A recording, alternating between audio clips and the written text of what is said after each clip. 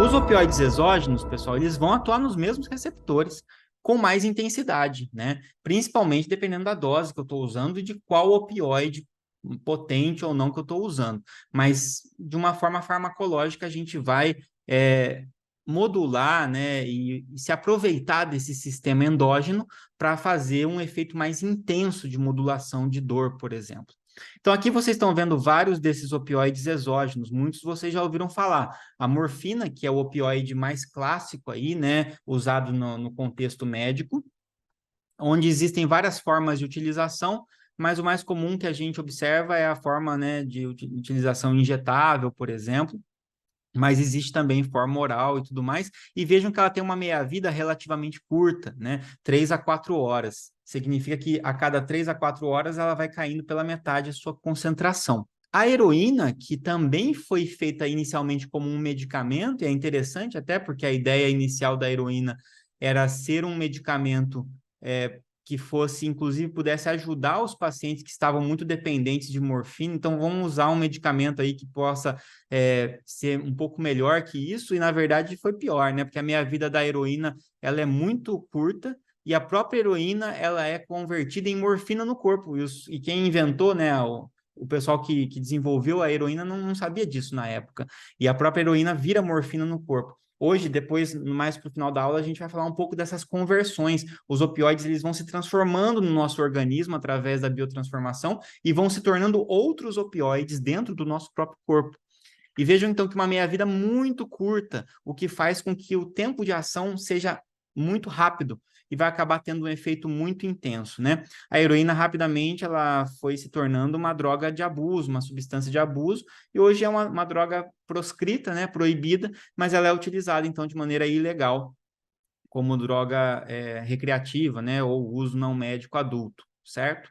A metadona é um opioide normalmente usado por via oral. Essa tem uma meia-vida longa, ela pode ser tomada mais espaçado, é usado em controle de dor e é usado também no tratamento de dependências, que eu vou mostrar para vocês em breve também. Petidina ou meperidina também é um opioide muito comum, meia-vida curta também. A buprenorfina é um opioide de ação parcial, que vai ser usado principalmente em programas também de dependência, que depois eu vou mostrar para vocês. O fentanil é um opioide que está trazendo muito problema recentemente também, foi entrando, né, nessa epidemia de opioides, porque tem uma meia-vida muito curta e uma potência muito grande, né, é usado em ambiente principalmente hospitalar, em situações cirúrgicas, né, mas que tem que tomar um grande cuidado com a sua utilização. E a codeína, que é o opioide oral talvez mais famoso aí, né, que tem uma meia-vida um pouquinho mais longa, principalmente por ser usada por via oral, ela tem uma potência um pouco mais baixa, né, mas parte dela também vai ser convertida em morfina. Fora isso, a gente tem o tramadol, por exemplo, que é um opioide de ação mais leve, com uma ação serotoninérgica conjunta. A gente tem a oxicodona, que a gente, né, que vocês conhecem, tem a hidrocodona, que é o Vicodin, que o Dr. House, né, usa na série lá. Então, todos esses são considerados opioides. E a gente tem aí diferentes meias-vidas, diferentes perfis farmacocinéticos, né, o que faz com que cada um tenha a sua especificidade. Aqui eu trouxe uma outra tabela para vocês verem como que é a utilização em termos de dose de cada um deles, né? E aqui a gente consegue começar a ter uma ideia de potência, né? Porque se a gente olhar a morfina, veja, a morfina ela tem comprimidos de 10 miligramas, 30 miligramas. Agora, olha o fentanil. A solução injetável dele é de 50 microgramas. Então, veja que a quantidade de fentanil que eu preciso para promover um efeito semelhante da morfina é quantidade muito menor. Né? Um é em miligramas, outro é em microgramas. Então, isso mostra que existem diferenças entre potências. E se a gente não está bem habituado com isso, e quando a gente transporta isso para a toxicologia social, onde você tem uma pessoa que pode ser dependente de um opioide específico, e na ausência daquele opioide, ela busca por um outro que esteja disponível. Então, ela tem um quadro de dependência opioide no qual ela usa morfina, e ela não tem acesso à morfina, mas ela consegue acesso ao fentanil, e de repente ela usa a mesma quantidade que ela estava acostumada a usar de morfina, ela vai ter uma overdose, porque a potência do fentanil é muito maior. Então, essas diferenças entre potência podem levar a overdoses acidentais, né, por ignorar essa diferença entre as potências, tá? Talvez opioides das drogas depressoras e cocaína das drogas estimulantes são os campeões quando a gente pensa em famosos, né, que acabam indo a óbito. Indo para os principais efeitos aqui, que a gente espera do uso de opioides, né? Em geral, a gente espera que tenha um efeito analgésico, a alteração da percepção da dor e da reação do paciente à dor. A gente espera efeitos de euforia, que é uma sensação tida como agradável, como se estivesse flutuando, de estar livre de ansiedade, de estar mais leve, né? Não estar sentindo, né, aquele peso. E que muitas vezes, dependendo da dose e da substância usada, pode ser uma disforia também, né, que já é algo um pouco mais tumultuado em relação a isso aqui, e que acontece com mais frequência se for utilizado na ausência de dor, por exemplo. Então, se a pessoa utiliza o fármaco sentindo dor, o que ela mais sente é o alívio da dor, primariamente. E depois ela pode sentir um pouco desses outros efeitos. Mas se a pessoa usa essas substâncias sem estar sentindo nenhuma dor, ela vai ter uma percepção maior dessa euforia. E isso favorece ainda mais o abuso. Quer dizer, o uso do fármaco fora do contexto médico é mais perigoso ainda, né? E isso favorece o abuso. A gente espera que ocorra sedação, obviamente, porque é uma droga depressora, né? E de tão depressora, ela pode, dependendo da dose, provocar depressão respiratória por inibição de neurônios do tronco cerebral. E esse é o grande risco da intoxicação aguda, né? A pessoa que tiver uma superdosagem numa intoxicação aguda, o maior risco dela é a depressão respiratória, né? E essa parada respiratória levar o paciente a óbito, né? Então, ele pode entrar em coma, ter uma parada respiratória por conta disso. Tem outros efeitos aqui, né? Por exemplo, constipação é um efeito muito importante. Depois eu vou falar um pouco sobre isso, porque muitas vezes não se presta atenção nisso, né? O que é constipação perto de depressão respiratória? É uma coisa muito pequena, mas a constipação a longo prazo, para pacientes que façam uso ou pessoas que façam uso crônico dessas substâncias, a constipação vai trazendo consequências muito graves, porque o fato de não haver a defecação vai fazendo com que permaneça mais tempo as fezes no intestino, levando a um ressecamento nessas fezes e o possível impactação fecal, ou seja, as fezes elas se solidificam dentro do intestino e muitas vezes a única forma de remover isso é cirúrgica. Então aqui a gente falou, né, os principais efeitos esperados aí, né? Agora, indo um pouquinho mais além, vamos falar um pouquinho das indicações clínicas, quando que seria de fato clinicamente adequado, né, a utilização desses fármacos. Então, de modo geral, pessoal, esses fármacos são justificáveis quando eu tenho uma dor aguda intensa de difícil controle, então é uma dor que não é crônica, ela é pontual e não consegue ser controlada com fármacos analgésicos e anti-inflamatórios normais que nós temos, que não são opioides, tá? Então faz sentido utilizar um opioide para controlar essa dor. Também faz sentido em situações pré e pós-operatória, no qual você está tentando prevenir a dor, né, pós-operatória, reduzir a intensidade da dor pós-operatória e operatória, então, e até facilitar o processo pré-anestésico, anestésico. E aí faz também sentido a utilização, isso vai acontecer por um período muito específico, pré e pós-operatório, né? Agora, o uso crônico, quando a gente pensa em dor crônica, e aqui que está o grande problema, talvez, né? E aonde tenha virado a questão da epidemia dos opioides e onde seja o grande foco da série e tudo mais, foi quando se fez o marketing, né? Quando essas empresas, elas convenceram o mercado de que esses fármacos seriam adequados para controle de dor crônica. Não importa o tipo de paciente, né? Então, às vezes, o indivíduo jovem, com, sei lá, 30 anos, ele sofreu algum acidente, está sofrendo de dor crônica, e, vamos usar opioide, é maravilhoso, vai usando opioide. Nós temos opioide de liberação prolongada, pode utilizar, e esse paciente vai usar por muito tempo. E isso vai favorecer uma dependência, e favoreceu, de fato, muita gente dependente desse tipo de fármaco, né? Então, na dor crônica, considera-se que esses fármacos são essenciais na dor crônica intensa em cuidados paliativos. Porque aí a gente está falando de pacientes, né, que estão com a ameaça da sua vida interrompida brevemente, né, que em breve, né, eles não têm mais recursos terapêuticos curativos e o que nós queremos para esses pacientes é que eles possam ter qualidade de vida e viver bem até o final, né, o tempo restante de vida que eles têm. Então, isso entra no controle da dor como algo em termos de humanização desse paciente, de eu não vou agora me preocupar se esse paciente vai se tornar dependente a longo prazo disso, porque esse paciente ele tem pouco tempo de vida. E eu não quero que ele fique esse tempo todo, sei lá, sedado no hospital, né? Eu quero que ele consiga ficar o mais consciente possível, mas com controle total, máximo sobre a sua dor. E muitas vezes, pelo receio de usar opioides, que é adequado para a maioria dos casos, muitas vezes esse receio é transportado para esses pacientes, e pacientes com câncer terminal, etc., eles acabam tendo muita dor, e boa parte desses pacientes não tem a sua dor controlada adequadamente. Isso traz um sofrimento muito grande, justamente no período onde ele precisa ter o máximo de qualidade de vida para usufruir o tempo que lhe resta, né, com as pessoas que ele ama e tudo mais. Então, faz parte de um processo de humanização da dor. Em outras situações de dor crônica, os opioides eles devem ser evitados, né? E aqui, de uma maneira um pouquinho paradoxal, né, a gente tem o uso de opioides para tratar dependência a opioides, né? Meio bizarro isso. Vou usar um opioide para tratar dependência de opioide.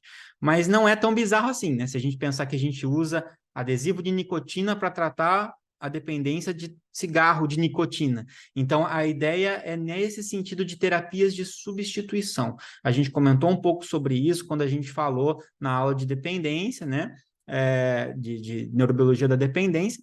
E aqui a gente vai dar um exemplo de como que funciona esse processo, tá? Além disso, pode se justificar em algumas situações muito específicas essas duas possibilidades aqui. Antitussígeno, então os opioides talvez sejam os antitussígenos mais eficazes que nós temos. Em geral, a tosse não deve nem ser cortada, porque a tosse é um reflexo para eliminar alguma coisa, ou ela é secundária a algum outro problema. Por exemplo, a tosse é secundária ao tabagismo, é secundária à asma, é secundária a uma pneumonia. Então, você tem que tratar o que está causando essa tosse. Mas, para alguns pacientes que têm um tipo de tosse que não seja causada por nada disso, que seja inespecífica, que esteja causando dano. A tosse em si é o problema, ela causa dano. A pessoa começa a tossir sangue porque ela não para de tossir. Talvez isso se justifique o uso de opioide para controlar a tosse naquele momento. Pode ser necessário. E a ação constipante, pessoal, nós temos uma apresentação de opioide, que é a loperamida,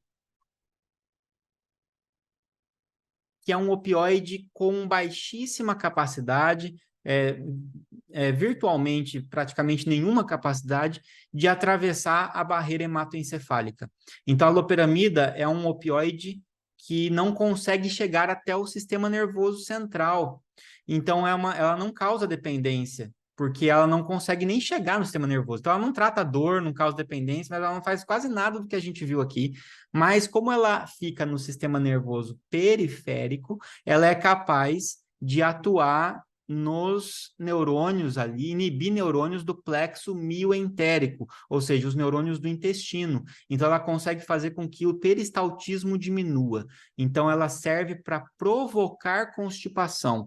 Quando um paciente está apresentando algum tipo de diarreia inespecífica, porque, de novo, diarreia não pode ser cortada a não ser que seja específico, que seja uma coisa inespecífica que não é causada por algo, né?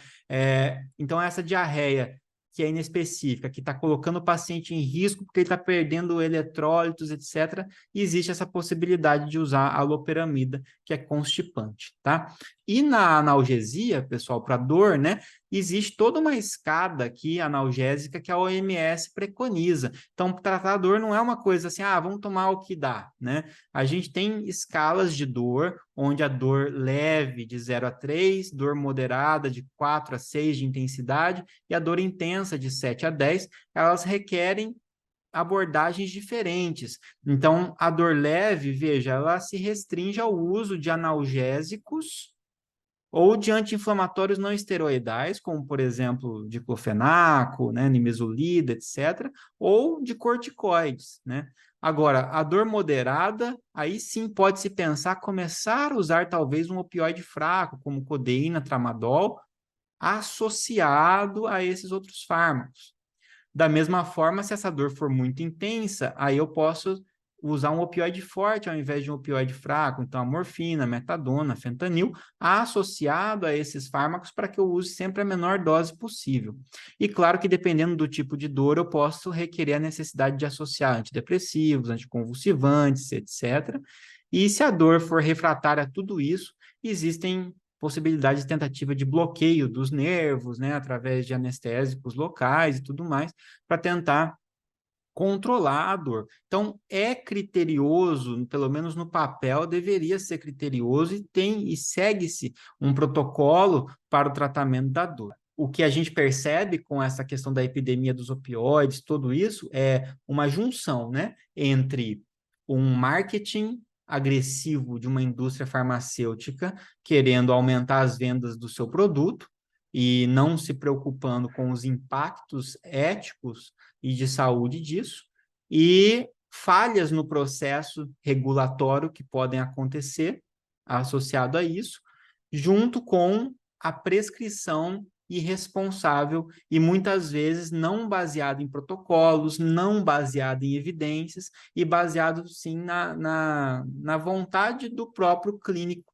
em resolver aquela situação e muitas vezes motivado por esses interesses também. Agora, olhando aqui a potência relativa desses opioides, né? Isso é muito interessante da gente observar. Veja que a morfina, ela está aqui colocada como 1. Por que 1? Porque ela é o padrão, por isso que ela é 1. Então, a gente pensa assim, a morfina é o padrão. Então, comparado com a morfina, qual é a potência dos outros? Por isso que ela é 1 e os outros vão ser em relação a ela. Por exemplo, a codeína tem 0,08 a potência da morfina. Por isso que a codeína entra lá como tarja vermelha que foi falado, porque ela é muito menos potente. Agora, olha o fentanil. O fentanil é 100 vezes a potência da morfina, muito mais potente, consequentemente mais perigoso num quadro de intoxicação aguda, né? A metadona, um pouco mais potente que a morfina. A oxicodona, um pouquinho mais potente que a morfina. A heroína, mais potente que a morfina. Mas vocês viram que o fentanil é o campeão aqui, né? Fentanil, e lógico, já existem fentanis de rua, digamos assim, né? Que são sintéticos análogos ao fentanil, que as pessoas modificam e vendem nas ruas aí como uma droga de abuso, perigosíssima, obviamente, né?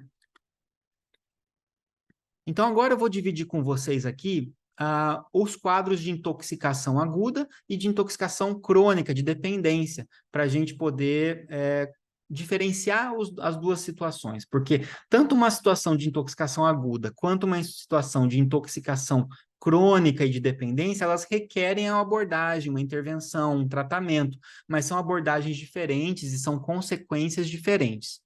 Então, primeiro em relação à intoxicação aguda, né? Aqui a gente está vendo, de acordo com o DSM, de acordo com o CID, né? São só alguns critérios para a gente se nortear, mas a gente percebe que a intoxicação aguda ela é caracterizada, primeiro, pelo uso recente do opioide, obviamente, né? Senão você não tá, se você está apresentando todos os sintomas e não usa opioide, não é intoxicação por opioide, é alguma outra coisa que parece uma intoxicação por opioide, né? Então, alterações comportamentais, né? Que tem a ver principalmente aqui né, que tem a ver com o uso recente desse opioide. Esses sinais e sintomas não são atribuíveis a outra condição clínica, então existe também essa necessidade de ver um diagnóstico diferencial. E aqui as alterações que a gente observa, né? Ó, miose, que é a pupila bem contraída normalmente, tá? Pode acontecer midríase, mas em geral a gente encontra miose. Torpor, né? Então, a pessoa sedada, altamente sedada, ou muitas vezes em coma, com possível depressão respiratória, né? Fala arrastada, prejuízo em atenção e memória. E aqui a gente tem, pelo CID-10, coisas muito parecidas, ó. Apatia e sedação, desinibição, retardo psicomotor, comprometimento de atenção, sonolência, né? Tudo isso aqui, e de novo, constrição pupilar, exceto em superdosagem grave, que acontece o contrário, ocorre uma dilatação pupilar. Vejam que são sintomas inespecíficos, muita coisa pode causar esses sintomas. Então, o grande diferencial é tentar saber se a pessoa usou ou não um opioide, né? E se não souber, muitas vezes existem testes toxicológicos de sangue que você pode fazer para detectar a presença de um opioide ou um metabólito desse opioide no sangue do paciente, tá? Nessa intoxicação aguda, pessoal, principalmente o nosso maior risco aqui, a intoxicação grave, né? É a depressão respiratória, que pode levar a apneia, hipóxia, coma, bradicardia e pode levar a óbito, né? Pode acontecer do paciente convulsionar decorrente dessa hipóxia, dessa falta de oxigênio. Então, normalmente o tratamento de suporte vai envolver a oxigenoterapia desse paciente e, se necessário, o controle das convulsões, né? Pode ter complicações pulmonares, como broncoaspiração. O paciente está com pouco controle sobre a respiração, ele pode aspirar, por exemplo, o vômito. Então, ele pode, como causa náusea, ele pode vomitar e aspirar, e esse vômito parar no pulmão dele. E isso é muito grave, podendo levar a óbito, né? Então, isso que vocês estão vendo aqui, pessoal, é característico de um quadro de overdose. Então, encontrar um paciente com essas características aqui é um quadro de overdose por opioides, principalmente opioides que foram usados por vias de ação mais rápida, como uma via injetável, né, ou uma via fumada, por exemplo, e em drogas que têm meia-vida mais curta, como, por exemplo, a morfina, o fentanil, a heroína, né? E aí eu trouxe alguns exemplos do manejo disso, né? Aqui na direita vocês estão vendo uma imagem representando Jim Morrison, que é o vocalista do The Doors, né? Não tem, a morte dele ocorreu de uma maneira meio misteriosa, tem poucas informações, o que se sabe no atestado de óbito é parada cardíaca, né? Mas as informações que se tem de relatos de testemunha é que ele utilizou algo semelhante à heroína, mas que na época ali parecia ser uma droga nova no mercado, chamado de China White. E esse China White, que era um pó branco, né? Só que ela é, na verdade, um tipo de fentanil sintético. Então, a princípio, pensa-se que esse foi a causa de óbito por intoxicação aguda do Jim Morrison, né? E aí, pessoal, o antídoto, né, aquela substância que a gente consegue usar para tentar reverter de maneira mais específica os efeitos, é a naloxona. Então, nós temos um antídoto para opioides, que é a naloxona. A naloxona é um antagonista opioide. Depois eu vou mostrar como ele funciona, tá? Então, ele impede a ação dos opioides no receptor Mi, e aí ele acaba fazendo com que vá diminuindo essa intensidade de ativação do receptor Mi, consequentemente diminui a depressão do sistema nervoso e depressão respiratória. Então, ele serve para ajudar na reversão da depressão respiratória. Existem várias vias para serem utilizadas, inclusive via intranasal, para pacientes que estão respirando, mas estão inconscientes, né? E que muitas vezes quem vai administrar não tem ainda como fazer isso por via intravenosa, não consegue fazer isso, né? Não tem estrutura para isso. Só que tem uma preocupação aqui, ó, vou pôr até um asterisco. Muitas vezes, se um paciente aparece e você aparece com sintomas de intoxicação aguda de opioides, vamos supor que não é um caso grave de depressão respiratória, ou mesmo que seja, e você usa a naloxona, você reverte a intoxicação aguda. mas ao mesmo tempo você impede tanto que os opioides se liguem, que para o organismo daquela pessoa, se ela for uma pessoa que está num quadro de dependência, né, de abuso crônico, ela vai entrar em abstinência, porque o organismo vai sentir que, por mais que tenha heroína no corpo dessa pessoa, não está conseguindo se ligar nos receptores. Então, pode precipitar uma crise de abstinência com todos os sintomas de abstinência que depois a gente vai apresentar aqui. Então, é necessário estar ciente que, se utilizar naloxona no paciente, se esse paciente tiver uma intoxicação aguda, vamos supor que ele não é um usuário crônico de opioides, ele estava num hospital, sofreu um procedimento, fez uso de um opioide, mas a dose foi muito alta para o paciente, ele começou a entrar em depressão respiratória. Vai usar naloxona, vai tentar reverter esse quadro e pronto, estabilizou o paciente. Mas se é um paciente que chegou ao hospital num quadro de intoxicação aguda de opioide por uma overdose, porque ele é um usuário crônico, ao usar a naloxona, pode ser que eu reverta o quadro de intoxicação aguda, mas que eu precipite a síndrome de abstinência. Então, o paciente ele entra em abstinência por causa disso. Tem que estar ciente que isso pode acontecer. A meia-vida da naloxona, ela é curta.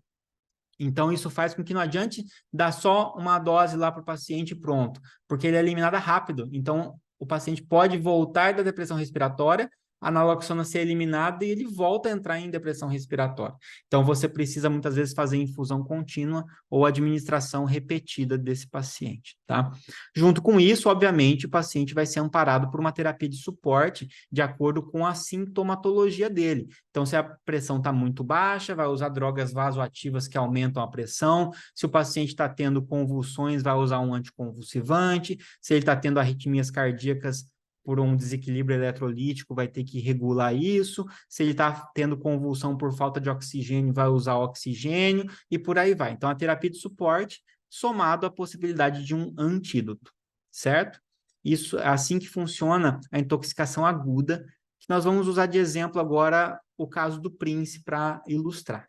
Então, aqui, pessoal, o caso do Prince, que é aqui é do nosso livro, Desafios Toxicológicos, né? Um dos casos que a gente ilustra nesse livro é o Prince. O Prince foi um músico famoso, né? Ele acabou indo a óbito por intoxicação por fentanil. Então, ele morreu pela administração overdose de fentanil, justamente naquela situação. O Prince, ele era um paciente que fazia abuso de oxicodona ao longo da vida dele, e uma das hipóteses de ele ter ido a óbito por fentanil foi justamente o de não ter a oxicodona disponível e utilizar o fentanil no lugar, que é muito mais potente, e por isso ele foi a óbito naquela, né, na noite em que ele morreu. Mas antes de ir a óbito, pessoal, então aqui vocês estão vendo o atestado de óbito, a causa dele foi por toxicidade por fentanil, uma morte acidental. Mas antes de ir a óbito, uma semana antes de morrer, em um show, o Prince ele estava parecendo bem mal no palco, né? Os fãs relataram que ele estava pálido, e logo após o show, ele quis ir embora, em vez de aproveitar uma festa após o show que normalmente ele fazia, né? Então, a 1h da manhã, o serviço de emergência foi acionado, o Prince ele ficou inconsciente no avião que ele estava, enquanto ele retornava para a sua cidade, e os paramédicos que socorreram o músico só conseguiram reverter o quadro de inconsciência após a administração de naloxona. E aí ele precisou passar um dia internado até o seu quadro se estabilizar. Então, olha que interessante o que essa informação nos dá, né? Que o Prince passou mal, né? Ele foi atendido por um serviço de emergência, ele ficou inconsciente no avião, e quando injetaram naloxona nele, ele melhorou. Então, um quadro que mostra isso para nós, mostra, bom, se foi usado um antagonista opioide numa situação que o paciente estava inconsciente e ele recuperou, né, recobrou a consciência ou foi salvo por causa disso, significa que o que estava causando aquele quadro era o excesso de ação opioide. Então, ele estava intoxicado por algum opioide. Nesse caso aqui, era a oxicodona, né? E foi justamente a naloxona que ajudou a salvar o Prince nessa overdose, né? Que foi antes da overdose que acabou matando ele, né? Então, aqui vocês estão vendo o opioide se ligando ao seu receptor Mi, que a gente já viu. Agora, ó, aqui vocês estão vendo o receptor Mi a naloxona se ligando ao receptor Mi e impedindo os opioides de se ligarem, tá? Tem que lembrar que isso aqui é sempre dinâmico, né? Liga e desliga, liga e desliga. Então, quando eu tenho o opioide e o receptor Mi livre, eu tenho liga, desliga o tempo todo. Agora, quando eu tenho o opioide, o receptor e a naloxona liga, o opioide não consegue ligar, ela desliga e eles ficam competindo pelo receptor. Conforme eu aumento a dose da naloxona, eu tenho mais naloxona ligando, menos opioide conseguindo ligar, por isso que eu acabo tendo a reversão dos efeitos, tá?